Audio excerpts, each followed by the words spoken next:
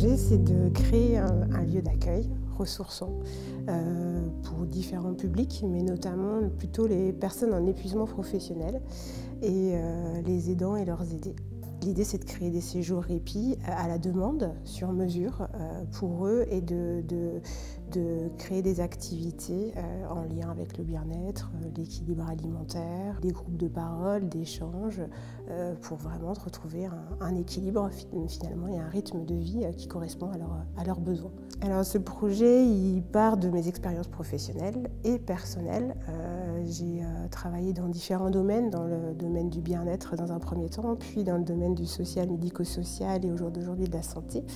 Et j'ai pu constater qu'il y avait vraiment des professionnels en épuisement qui cherchaient du sens finalement à ce qu'ils pouvaient faire au quotidien. Et je pense qu'il est essentiel de prendre soin de soi avant de pouvoir prendre correctement soin des autres. Et puis pour les aidants et les aidés, c'est pareil, c'est un rythme de vie quand même compliqué. Donc c'est un temps de pause avec l'aidé pour pouvoir mieux par la suite avoir cette prise de recul finalement à ce quotidien. Un lieu alors là qui est déjà choisi parce que c'est un lieu à Auchan où moi-même j'habite avec ma famille.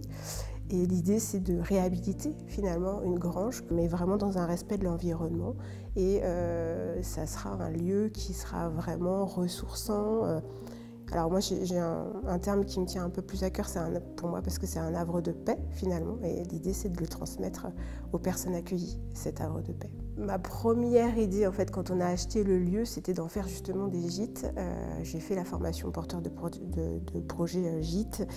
Finalement, on souhaitait que cet aspect côté gîte, il y ait un côté social et solidaire dans le choix du projet. Donc on est plutôt parti sur un lieu d'accueil, mais qui pourra aussi finalement avoir un aspect un peu slow tourisme quand on parle des aidants et des aidés, de par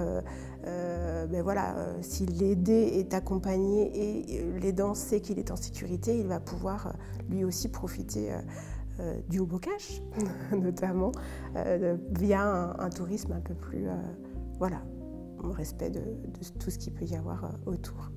Et l'idée, c'est de faire aussi intervenir des personnes du territoire. J'y tiens aussi fortement à ce que ce soit des intervenants du territoire et des professionnels du territoire